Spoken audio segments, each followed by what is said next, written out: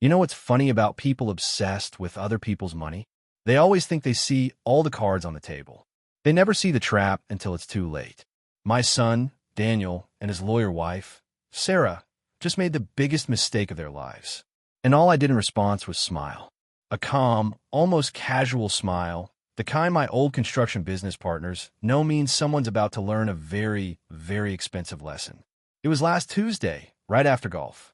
I was enjoying my usual scotch on the terrace, watching the sun slowly dip below the century-old oaks that frame my property here in Greenwich. The wooden deck, which I built myself nearly 30 years ago, still hadn't creaked once. And the house, an old colonial manor I'd bought almost a ruin, then spent years stone by stone, brick by brick, transforming into what it is now, a fortress, a sanctuary, a symbol of everything I've built. It's worth $2.8 million, maybe more if I put it on the market today. Clean, unencumbered ownership. Mine, Daniel, and Sarah arrived unannounced. Always a bad sign. My son, Dr. Daniel Hayes, was always too busy for spontaneous visits to his old man. He's a cardiologist. Successful, as his colleagues like to say, and, as is common with many successful people, utterly arrogant. Sarah, his wife, a lawyer. A corporate attorney from some trendy New York boutique firm whose name I forget every time because it sounds as pretentious as she is. She never comes just to visit, only if there's something to take. They settled in the living room. Daniel in his expensive suit, looking like he'd just come from an operating room where he'd saved some celebrity. Sarah in one of her severe dresses that screamed status, but not taste. Her face held that familiar expression of, I'm going to be very polite now, but what I really want is yours. I'd seen it before, on the faces of bankers, officials, competitors.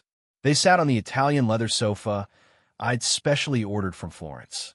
It seemed to me they looked at it not as furniture, but as part of their future inheritance. Dad, we're here to talk about something serious, Daniel began, his voice taut, like a string ready to snap. He only ever called me Dad when he wanted something. Other times, I was just Arthur. I raised an eyebrow, taking a sip of whiskey. The ice clinked softly against the glass. I always appreciated those small sounds. They remind you that life goes on, even when a storm is brewing. I'm all ears, son. Sarah took the lead, as always. Arthur, we're very concerned about you. Your health, your ability to manage your affairs. She paused, as if giving me a chance to understand. I watched her. Her perfectly coiffed hair, her immaculate manicure. Everything about her screamed control. My health is perfectly fine, Sarah, I said, as calmly as possible. Just ran 5 miles yesterday, and I have my accountants and financial advisors who handle everything else. Better than either of you, believe me. That was a little jab, and I saw her flinch. Daniel cleared his throat. We know, Arthur, she continued, ignoring my remark as if it hadn't happened. But it is still old age. We don't want you to get into a difficult situation. Or, even worse, for someone to take advantage of your kindness. The word kindness sounded as if she'd said weakness. That's when Daniel, who apparently received the go signal from his wife, leaned forward. His eyes were cold. Dad, let's be honest. We want you to transfer the house to us. Now, while you're still of sound mind, as you say. I didn't answer immediately. I let the silence fill with their audacity. Allowed that silence to become heavy, oppressive. I felt Sarah straighten, ready for the next move. If you don't do it voluntarily, her voice turned to steel, almost lifeless. We'll be forced to petition the court to declare you incapacitated. We have enough evidence, testimonies from neighbors about your eccentricities, financial documents showing questionable investments. We don't want to do this, Arthur, but we have to protect you from yourself. And that's when I understood. This wasn't just a demand. It was an ultimatum. Pure, unadulterated blackmail. A threat to take not only my home, but my dignity, my will, my life. They thought I was an old, weak man who could be scared and broken. They thought I would give up. I looked at Daniel, my son, flesh of my flesh, the man I educated, who had everything he could ever dream of, thanks to my labor. He looked at me with the same cold calculation as his wife. Betrayal. It felt like someone had torn a piece from my chest. but not pain. No, rather a cold, burning emptiness that instantly filled with something else. Something ancient and strong. I picked up my glass again, took another sip, savoring the moment. Then, slowly, I set it down on the table, which I also made myself. Looked at them one by one. Understood, I said, and that was all I said aloud. My smile, which I'd maintained, broadened slightly. A little calmer. All right, let's meet. Pick a date when we all have time. I'm willing to discuss it. Their faces, full of tension, relaxed. Sarah even allowed herself a barely perceptible smirk. Daniel let out a sigh of relief. They thought they had won. They thought I had given up. And me? I was already planning. And I promised myself they would regret it. Regret every word. Every thought. Regret thinking that old Arthur Hayes was an easy target. Because they had just sealed their fate. And me? I was just about to teach them a lesson. A lesson they would never forget. And it would cost them far more than my house. They didn't know yet that I wasn't just an old man with money. And that in these 72 years, I had learned to build more than just houses. I had learned to build networks, to destroy reputations, and to bury enemies. Quietly, and in such a way that no one would ever guess. And my house, it wasn't just a house. It was my fortress, and I would fight for it until my last breath. They shouldn't have said it, ever. The click of the front door, closing behind them, echoed through the suddenly silent house. I heard the muffled rumble of their luxury SUV starting up, then fading into the distance down my long, gravel driveway. They were gone, and with them, the last vestiges of the illusion I'd held onto for so long about my son. I stayed on the terrace, the amber liquid in my glass glinting in the fading light. My smile, the one that had soothed their avarice, slowly vanished, replaced by something harder, something colder. It wasn't anger, not in the fiery, uncontrolled sense. It was the calm, settled fury of a man who understands the game, knows the players, and has just decided to turn the board over on everyone involved. For years, I'd cultivated this image. Arthur Hayes, the retired contractor. Good old Art, who built half the homes in this upscale corner of Connecticut. A widower, living alone, content with his golf, his garden, and his quiet evenings. Harmless. A little eccentric, perhaps, with my insistence on doing my own repairs and maintaining my classic Ford F-150, but ultimately, just another old man enjoying his golden years. They saw the faded flannel shirts, the calloused hands, the occasional grease stain. They saw a target. What they didn't see was the man who, at 18, enlisted in the Marines and saw things in Southeast Asia that would make most people vomit.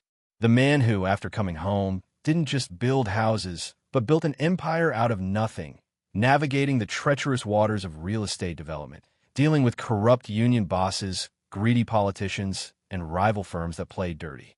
The man who, more than once, had to persuade people to see things his way, using methods that had nothing to do with blueprints or zoning permits. I learned to read people, to anticipate their moves, to find the cracks in their armor. And I learned that the most dangerous weapon isn't always a gun. Sometimes it's information. Sometimes it's patience. My hand tightened around the glass. Daniel, my son, my blood. I had given him everything. The best schools, the hefty trust fund for his medical education, the down payment for his first condo in the city. I thought I was raising a good man, someone who understood the value of hard work and integrity. But he'd become a caricature of the worst traits of his generation. Entitled, arrogant, blinded by the pursuit of more, no matter the cost. Sarah, his wife, was merely an accelerant, pouring gasoline on his already smoldering greed. Incapacitated, she'd spat. The word itself was an insult, a desecration. This house, this land, wasn't just bricks and mortar. It was my history. Every beam, every floorboard, every patch of landscaping held a memory, a piece of me. The nursery I'd built for Daniel, the swing set I'd hammered together, the quiet evenings with my late wife, Martha, on this very terrace. To surrender it, to let them take it from me under the guise of protection, would be to surrender my very soul. I rose from my chair, the whiskey glass still in hand. The cool evening air was a balm on my skin, but inside, a furnace had ignited. This wasn't just about property anymore. This was about dignity, about respect, about teaching two spoiled, arrogant children a lesson about who I really am. A lesson that would reverberate through their carefully constructed lives. My first thought, instinctively, was to call Harry. Harry the Hammer O'Malley. We'd met during my Marine days, both of us young, dumb, and full of bravado. Harry went on to make a name for himself in, let's just say, alternative conflict resolution in certain circles of New York's underbelly, before eventually transitioning into a very legitimate, very discreet private investigation firm catering to the ultra-wealthy. He knew how to dig. He knew how to find skeletons. And he owed me more than a few favors. A lifetime's worth, in fact. I walked inside, past the silent living room where they had delivered their vile ultimatum. My study was a sanctuary, filled with books, maps, and the faint scent of old paper and pipe tobacco. I went straight to my antique mahogany desk, a piece I'd rescued from a bankrupt estate sale decades ago. It had a hidden drawer, one that even Daniel, with his curious fingers as a child, had never discovered. I pulled it open. Inside, beneath old photos and letters, lay a burner phone. Not just any burner phone, one of a dozen I kept, each with a specific purpose, a specific set of contacts. This one was for the past, for the shadows, for the people who understood that some problems required unconventional solutions. I powered it on. The screen glowed green, stark against the darkening room. I scrolled through the contacts. H. O'Malley. Short, simple. No full names. No labels. Just enough for me to know. My thumb hovered over the call button. I paused, taking a moment to gather my thoughts. This wasn't a rash decision. This was the opening move of a chess game where the stakes were everything. They wanted to play rough? Fine. I would show them what rough truly meant. Hello, Harry. I'd say. It's Arthur. I need a favor. A big one. And then the game would truly begin. I knew Daniel and Sarah would immediately start their legal maneuvering. They'd contact their lawyers, start gathering documents, building their case. They'd think they had the upper hand, that I was just a senile old man whose resistance was futile. But they had no idea who they were dealing with. I wasn't just defending my home. I was defending my legacy, my very right to exist on my own terms. And I would dismantle their lives, piece by piece, with the same meticulous care I used to build this house, if that's what it took. The phone rang twice before a gravelly voice answered. Yeah. Harry, I said, my voice calm, steady, betraying none of the turmoil within. It's Arthur Hayes. A beat of silence, then a chuckle, deep and resonant. Artie, you old dog, what can I do for you? Haven't heard from you since that business with the zoning board in '08. Everything all right up in Greenwich? Not quite, Harry, I replied, a ghost of my earlier smile touching my lips. I need some information about my son, Daniel, and his wife, Sarah. Another pause. Harry knew my unspoken code. He knew that when I asked about family, it meant trouble. Serious trouble. What kind of information, Artie? Everything, I said, my gaze falling upon a framed photo of Martha, her smile gentle and loving. Every skeleton, every misstep, every secret they think is buried. I want it all, and I want it yesterday. Harry's voice dropped, losing its casual lightness. Consider done, Artie. You know I owe you. Damn right, you do. I murmured, a chill running down my spine, unrelated to the evening air. The hunt had begun, and this time I was the hunter. The next few days passed in a blur of forced normalcy. I continued my routine.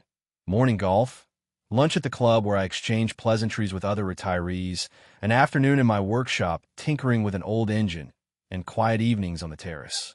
But beneath the placid surface, a storm was brewing. Every handshake, every casual conversation, every smile I offered was a calculated performance.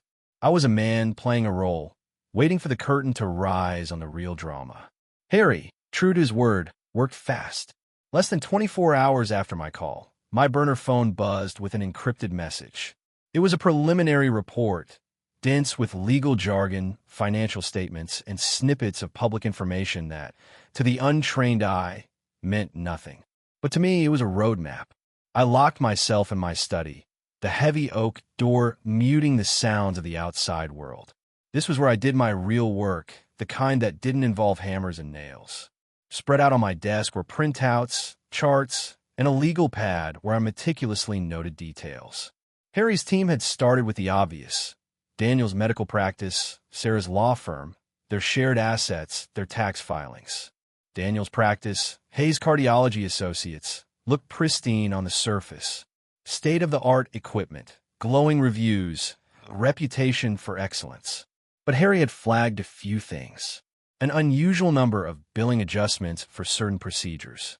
A higher-than-average rate of referrals to a specific, out-of-network surgical center. Nothing overtly illegal, just questionable. The kind of questionable that attracts the attention of insurance auditors if someone points them in the right direction. Sarah's firm, Sterling & Finch, was a different beast. A high-powered corporate law firm specializing in mergers and acquisitions. Her personal financials were tied closely to her firm's success, with hefty bonuses contingent on certain deals closing. Harry's team had highlighted some recent deals where Sterling & Finch had represented controversial clients. Companies with histories of environmental violations or shady labor practices. Again, nothing illegal, but a clear sign of where Sarah's moral compass, or lack thereof, truly pointed. But the real meat, the truly unsettling stuff, came in the form of their personal lives. Their Greenwich mansion, larger and more ostentatious than mine, was heavily mortgaged. More than one mortgage, in fact. Second and third liens from lesser-known, slightly predatory lenders. They lived an extravagant lifestyle far beyond what even Daniel's substantial income as a cardiologist should comfortably afford. Expensive cars, exclusive club memberships, lavish vacations. Keeping up appearances. A classic tale of chasing the illusion of wealth rather than building it. And then there were the charitable donations. Large sums of money flowing to various foundations. But Harry's notes pointed out that many of these foundations had boards of directors with suspiciously close ties to the very corporations Sarah represented, or to politicians involved in regulatory decisions impacting Daniel's practice. A classic quid pro quo scheme, thinly veiled as philanthropy. A way to grease the wheels to buy influence. I leaned back in my chair, exhaling slowly. This was worse than I expected. They weren't just greedy. They were reckless. And in their recklessness, they had left trails. So many trails. Harry, give me everything on those billing adjustments for Daniel's practice. I dictated into the burner phone, my voice low and firm. Specifically, cross-reference them with insurance fraud indicators. And dig into that surgical center. Who owns it? What are their financial ties to Daniel?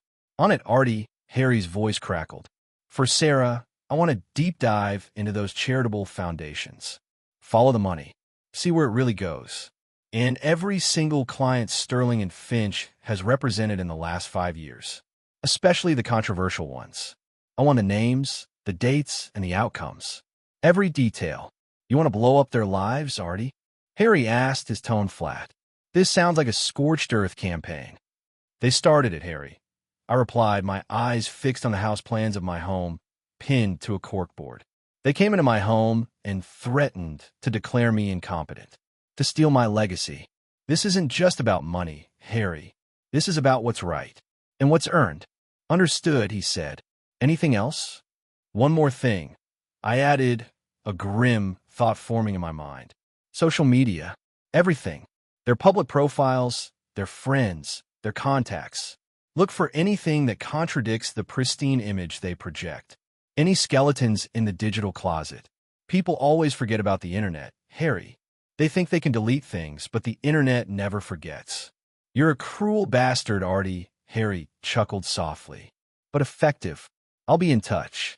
I hung up, a sense of grim satisfaction settling over me. They wanted to play hardball? I was going to show them a game that they didn't even know existed. A game where reputations were shattered, careers immolated, and public trust vaporized. The meeting they demanded. I'd agreed to it, of course, to show them I was cooperative, reasonable, a senile old man who could be easily manipulated. They'd set it for next week at Sarah's firm in one of their sterile, glass-walled conference rooms. They'd bring their lawyers, their perfectly crafted arguments, their condescending smiles.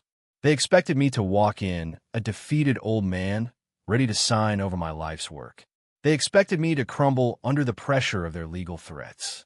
But by then, I would have my arsenal, my plan, and I would unleash it with surgical precision. They would sit across from me, smug in their perceived victory, completely unaware that they were already standing on quicksand.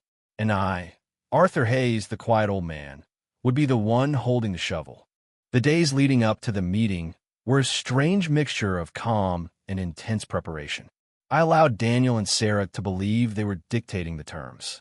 They even sent me a formal letter, hand-delivered by a young paralegal from Sterling and Finch, outlining the agenda and the proposed resolution. A full transfer of my property deeds, effective immediately, with a vague promise of suitable living arrangements for me. It was insulting, condescending, and exactly what I needed to fuel my resolve. Harry's reports kept coming in, a steady stream of damning evidence. The surgical center Daniel referred patients to, it was majority-owned by a holding company registered in Delaware, which, after Harry's relentless digging, led back to a shell corporation and ultimately to a former medical school classmate of Daniel's. A classmate with a checkered past in medical billing, now mysteriously wealthy. The referral fees Daniel was receiving weren't just unethical. They bordered on illegal kickbacks, inflating costs for patients and insurance companies alike. This was a clear violation of state medical ethics codes and potentially federal anti-kickback statutes. A career-ending discovery for a successful cardiologist. As for Sarah, the charitable foundations were even more convoluted. They were indeed funneling money, but not to the needy. Instead, they were cleverly disguised political action committees, making untraceable donations to specific campaigns and lobbyists who then pushed through legislation favorable to Sterling and Finch's most lucrative corporate clients. It was a sophisticated, well-oiled machine of influence peddling, technically legal in its most abstract form, but ethically bankrupt and highly damaging to public image if exposed. Harry even found evidence of a specific instance where Sarah herself facilitated a donation that directly influenced a major regulatory decision, netting her firm a colossal bonus. The social media dive was the most insidious. Daniel, always careful, maintained a relatively bland online presence. But Sarah had an old, mostly forgotten blog from her early career. It was filled with cynical observations about her clients, thinly veiled contempt for the common man, and surprisingly frank admissions about her ruthless ambition. The law is a weapon, one entry read, and I intend to wield it against anyone foolish enough to stand in my way. This wasn't just damaging. It was a devastating indictment of her professional ethics. Harry had captured screenshots of everything, knowing how quickly such digital ghosts could vanish once disturbed. I spent hours poring over these documents, cross-referencing names, dates, and transactions. My mind, sharp and focused, was like a well-oiled machine, connecting dots that Daniel and Sarah had meticulously tried to scatter. They thought they were clever. They thought they were untouchable. But they had underestimated the experience of a man who had built things from the ground up, who understood how the underbelly of power truly worked. The day of the meeting arrived. I dressed in my usual, unassuming attire, a tweed blazer, a crisp blue shirt, and khaki pants. No power suit, no flashy watch. Just Arthur Hayes, the retired contractor. I even deliberately chose my old, slightly scuffed leather briefcase, rather than a newer, more pristine one. Let them think I was out of touch, unprepared. It would only make the coming shock more profound. I drove my F-150 into the heart of Manhattan. The roar of the engine, a comforting sound amidst the urban din. Sterling and Finch occupied the top floors of a gleaming glass skyscraper in Midtown. The lobby was a symphony of polished marble and hushed whispers, a temple to corporate power. I felt a familiar, almost nostalgic thrill. This was my kind of arena, just with different rules than the construction sites I was used to. But the underlying principles of dominance and leverage remained the same. A young, impeccably dressed receptionist directed me to the 48th floor. Sarah met me in the hallway, her smile a carefully constructed mask of professional cordiality. She wore a sharp, tailored suit, her hair pulled back tightly. Daniel was already in the conference room, looking stern and businesslike. Their lawyer, a thin-lipped man named Mr. Thompson, sat next to him, his laptop open, an air of quiet confidence about him. He was probably thinking this was just another open-and-shut case, another easy win. The conference room was everything I expected: a long, gleaming mahogany table, ergonomic chairs, a massive window overlooking the city. The air hummed with an unspoken tension. They had arranged the seating, so I was opposite them, effectively surrounded. A classic power play. "Arthur, thank you for coming," Sarah said, gesturing to the chair. "We appreciate you being so cooperative." I settled into the chair, placing my scuffed briefcase on the table with a soft thud. I looked at each of them. Daniel, my son, with his calculated distance. Sarah, his wife, with her predatory gaze. And Mr. Thompson, the hired gun, oblivious to the impending massacre. "Of course," I replied, my voice calm, almost jovial. "When family calls, you answer. Especially when there are such weighty matters to discuss." Mr. Thompson cleared his throat. "Mr. Hayes, as you know, the purpose of this meeting is to finalize the amicable transfer to property at 147 Sycamore Lane, Greenwich, into a trust managed by Daniel and Sarah. This is to ensure your long-term welfare and the prudent management of your assets." "Amicable," I mused, leaning back slightly. "That's an interesting choice of word, Mr. Thompson, considering the alternative you presented to me last week." Sarah's smile tightened. "Arthur, we're simply trying to avoid any unpleasantness." "Unpleasantness," I repeated, letting the word hang in the air. "Is that what you call threatening your own father with a declaration of incapacitation? Because where I come from, Sarah, that's called extortion, or, more accurately, filial abuse." The color drained from Daniel's face. Mr. Thompson shifted uncomfortably.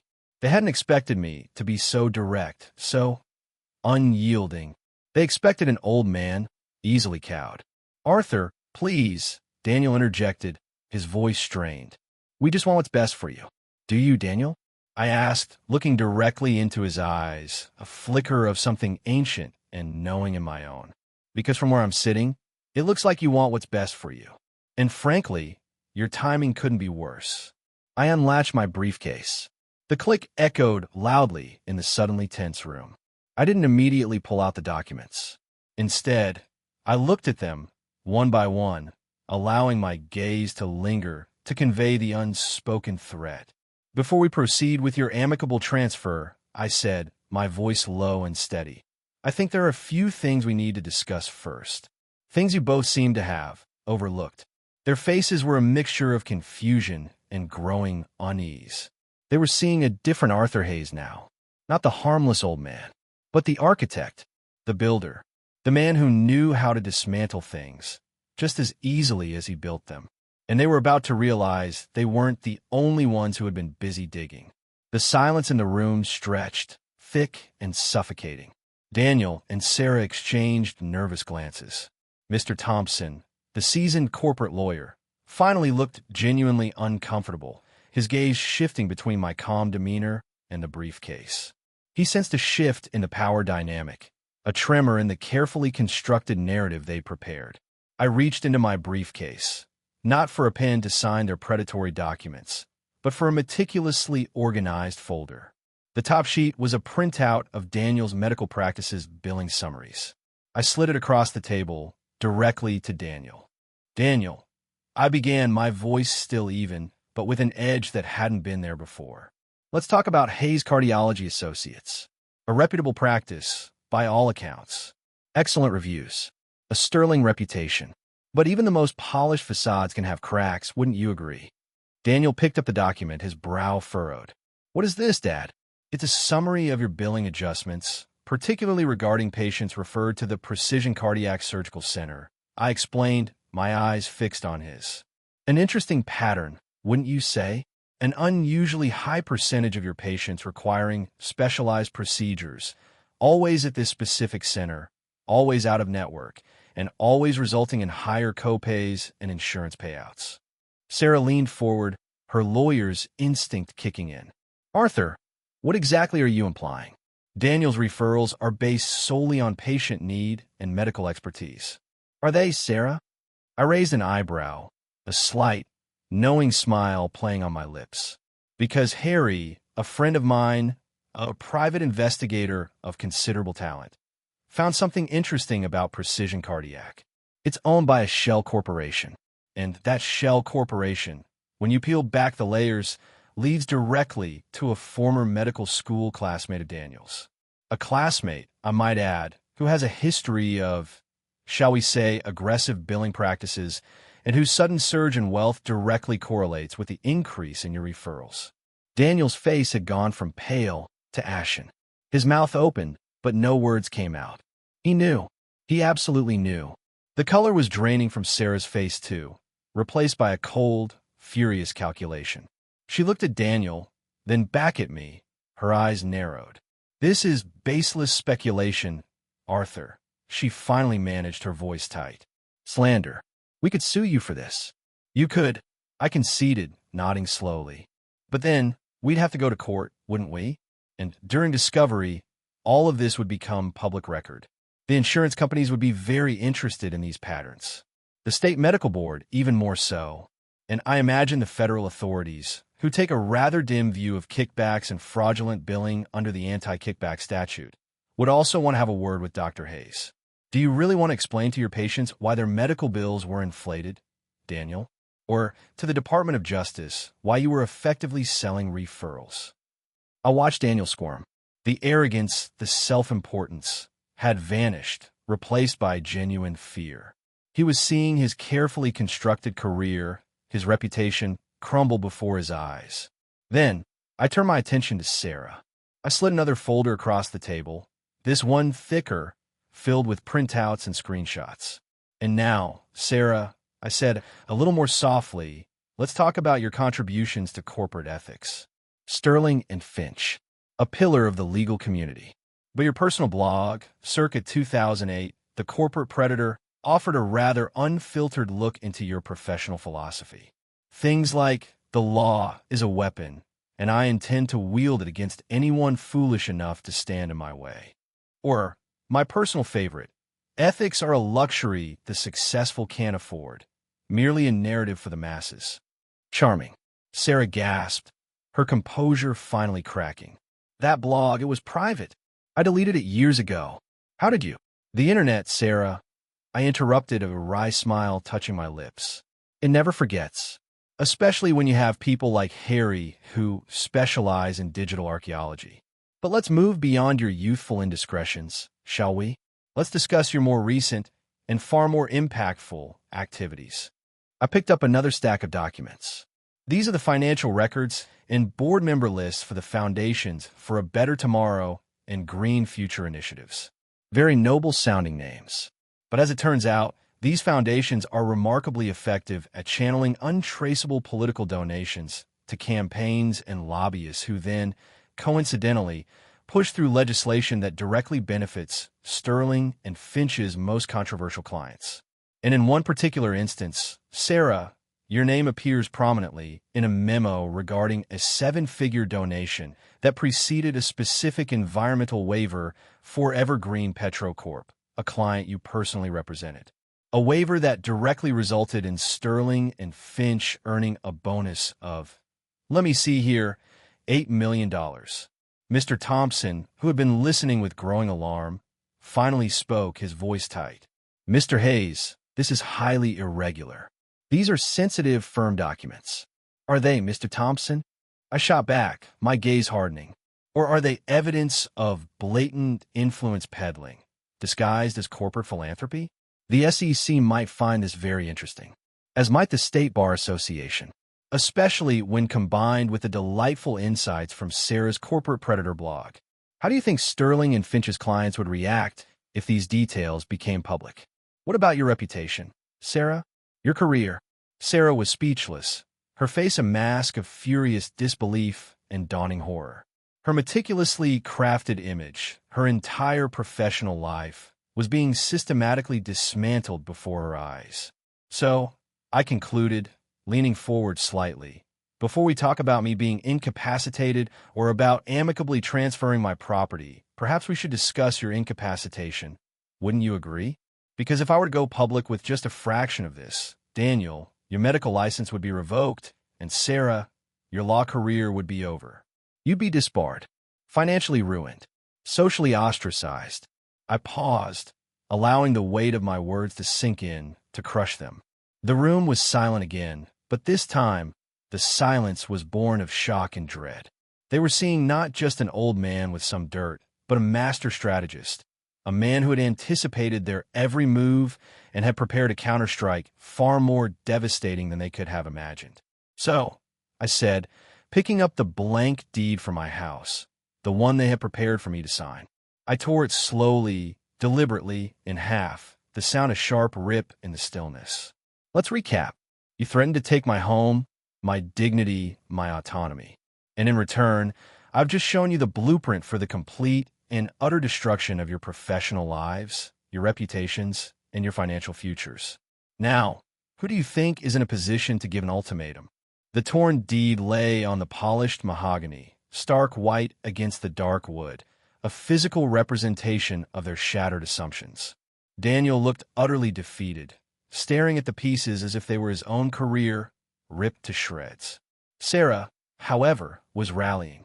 Her lawyer's brain, even in shock, was working overtime, trying to find an angle, a loophole, a way out. This is extortion, Arthur," she hissed, her voice low and venomous, yet trembling slightly. "You can't do this." "Oh, but I can, Sarah," I replied calmly, meeting her furious gaze. "And unlike your thinly veiled blackmail and Daniel's backroom dealings, my actions are entirely above board. I'm merely presenting evidence. Evidence that, once public, will trigger investigations by regulatory bodies who do have the power to ruin you. I don't need to extort you. I simply need to reveal the truth." I leaned back, crossing my arms. "Let me be clear. You came into my home, my sanctuary, and tried to strip me of everything. You underestimated me. You mistook my quiet life for weakness, my age for senility. That was your first and gravest mistake." Mr. Thompson, who had remained silent for too long, finally spoke, his voice strained. "Mr. Hayes, perhaps we can negotiate. This is a very serious matter for all parties involved." "Negotiate?" I scoffed softly. "There's nothing to negotiate, Mr. Thompson. The terms have already been set, not by me, but by Daniel and Sarah, the moment they issued their pathetic ultimatum." I pulled out a single sheet of paper from my briefcase. Unlike their voluminous legal documents, this was simple, concise, and handwritten. "My terms. Here's how this is going to work," I stated, pushing the paper across the table towards them. "First, Daniel, you will immediately sever all ties with Precision Cardiac Surgical Center. No more referrals, no more kickbacks, and you will arrange for a full, independent audit of your practice's billing over the last 5 years. Any discrepancies found will be reported, and you will make restitution to the affected patients and insurance companies. If you resist, I guarantee the federal authorities will do it for you. And trust me, their methods are far less forgiving." Daniel, still stunned, could only nod weakly. He seemed to shrink in his expensive suit. "Second, Sarah," I continued, turning to her, "you will resign from Sterling and Finch. Immediately and quietly, citing personal reasons or desire to pursue other opportunities. Your firm will not be dragged into this mess, because, frankly, they're just another victim of your avarice. But your career, as you know it, is over. No more high-power corporate law. No more 7-figure bonuses from shady deals. You'll also make a substantial, anonymous donation to a legitimate environmental charity of my choosing, a figure equal to the bonus you received from the Evergreen Petrocorp deal. Consider it penance." Sarah's face contorted. "Resign? You expect me to just throw away everything I've worked for? You threw it away the moment you decided to blackmail your father-in-law." I retorted, my voice cutting through her outrage. "And if you don't resign, then your blog, your charitable foundations, and all the sordid details of your influence peddling will go public. And trust me, Sarah, a disbarred lawyer with a reputation for cynicism and corruption will find it very hard to get a job anywhere, even selling pencils. Your choice. She glared at me, her eyes burning with hatred. But I saw the flicker of fear, of defeat, in their depths. She knew I wasn't bluffing. Third, I continued, my gaze sweeping over both of them. You will both sign legally binding affidavits, stating that you will never again attempt to interfere with my affairs, my property, or my autonomy. Ever. You will retract any and all statements made to neighbors or other parties implying my incapacitation. And you will cease all contact with me, unless initiated by me, for the foreseeable future. That means no more unannounced visits, no more phone calls, no more letters. You're cut off. Completely. A tear tracked down Daniel's cheek. Dad, please. Don't dad me, Daniel. I cut him off, my voice steely. You stopped being my son the moment you plotted against me. You chose greed over family. You chose betrayal over loyalty. You reap what you sow. Mr. Thompson, surprisingly, picked up my handwritten sheet. He read it carefully, then looked at me, a newfound respect in his eyes. He recognized a master chess player, someone who had planned several moves ahead. Mr. Hayes, he said slowly, these are substantial demands, and the consequences, as you've outlined, are indeed severe. However, I must advise my clients that a voluntary compliance with these terms, while painful, would likely mitigate the catastrophic damage you've detailed. I nodded. Precisely, Mr. Thompson. You understand. This isn't about punishment for the sake of it.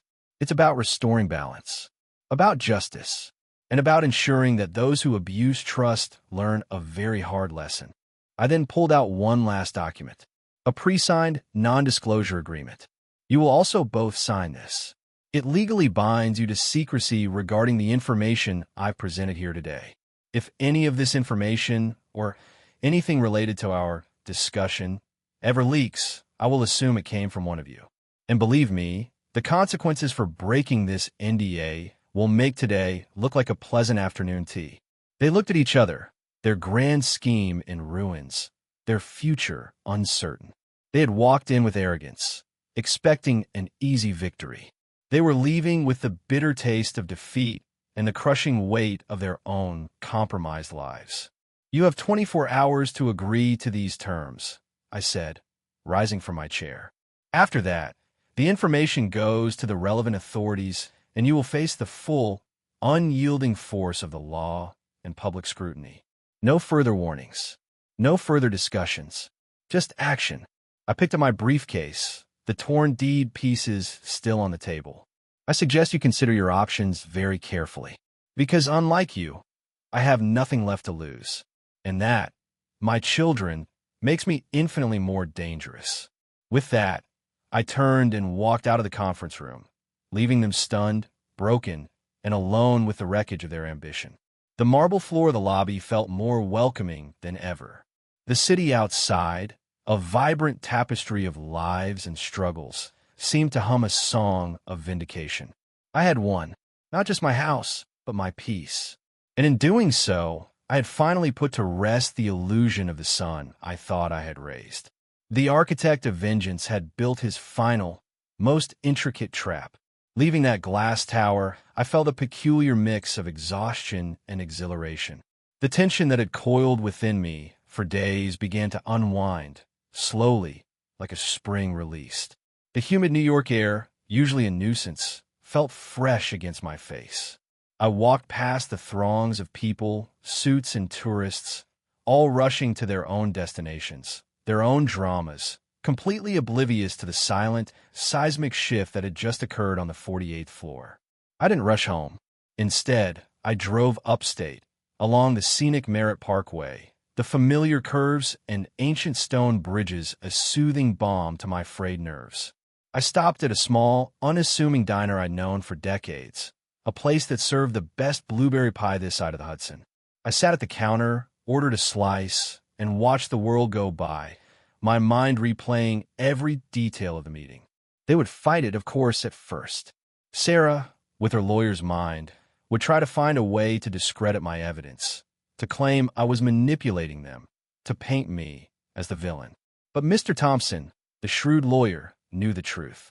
He had seen the stack of documents, the undeniable trails.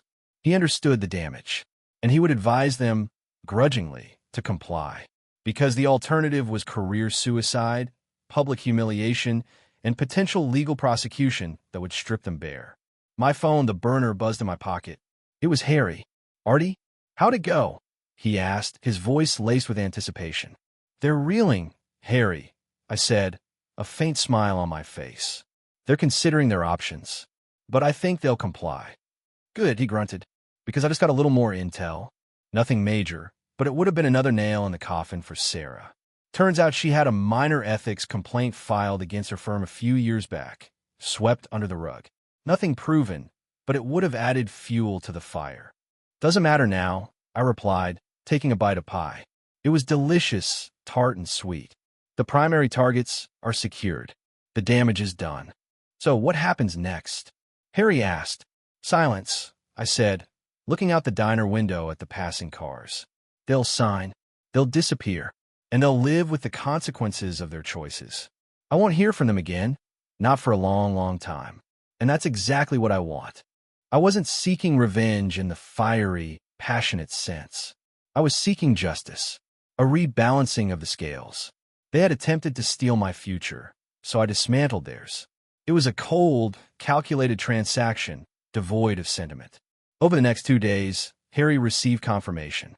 Mr. Thompson had contacted him, sounding thoroughly chastened, to confirm that Daniel and Sarah would indeed comply with all my terms. The resignation letter from Sarah at Sterling and Finch hit the wires the following morning, citing personal reasons. Daniel's medical practice, I knew, would be undergoing a quiet, internal upheaval as he severed ties and initiated audits. I also knew that the fear of public exposure, the knowledge of what I held over them, would ensure their compliance for years to come. I received the signed affidavits and NDAs via a discreet courier service. I read them carefully, verifying every detail. Their signatures, once bold and confident, now looked almost meek. The transfer of the anonymous donation to the environmental charity I'd chosen was confirmed a day later. It was over, or rather, it had just begun, because while their immediate threat was neutralized, the deeper impact lingered. The relationship with my son, already strained, was now irrevocably broken. The illusion of family shattered beyond repair. It was a victory, yes, but one tinged with a profound sadness.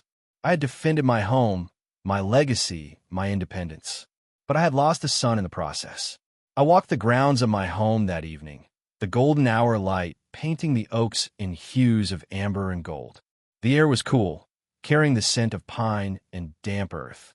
I touched the bark of a particularly old oak, its rough texture a testament to resilience. This house, this land, was more than just property. It was a living testament to hard work, to sacrifice, to a life well lived. It was a part of me, and I was a part of it. I thought about Martha, my late wife. She would have been heartbroken by Daniel's actions, but she would have understood my response. She knew the steel beneath my quiet exterior.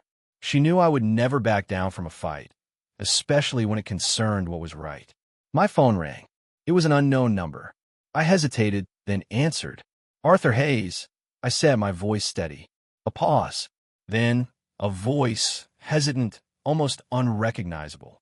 "Dad? It's Daniel." My jaw tightened. He was testing the waters, trying to find a way back, perhaps. Or perhaps just trying to understand. "What do you want, Daniel?" I asked, my voice devoid of warmth, devoid of emotion. Another pause, heavy with unspoken regret. I just wanted to say, I'm sorry. For everything. Sorry doesn't fix what you tried to do, Daniel. I replied, my gaze sweeping over the home I had nearly lost. Sorry doesn't magically erase the greed, the betrayal. It doesn't rebuild trust. You made your choices, and you will live with them, just as I will live with mine. Can we ever talk again? He pleaded, a raw vulnerability in his voice that I hadn't heard since he was a small boy. Perhaps one day, I said a lie. I knew deep down we wouldn't. Not truly, but not now. Not for a long, long time. And not until you understand the true cost of what you nearly took. Goodbye, Daniel. I hung up. The silence that followed was heavy, final. The sun had finally dipped below the horizon, casting long, purple shadows across the lawn. The house stood firm, a sentinel in the encroaching twilight. It was still my home, my fortress, and I had defended it just as I had promised. I poured myself a scotch, the familiar ritual of comfort. The ice clinked. The rich amber liquid swirled. I took a sip, the warmth spreading through me. The battle was won. The lesson learned. The silence finally settled. A heavy, peaceful silence, broken only by the whispers of the wind through the ancient oaks.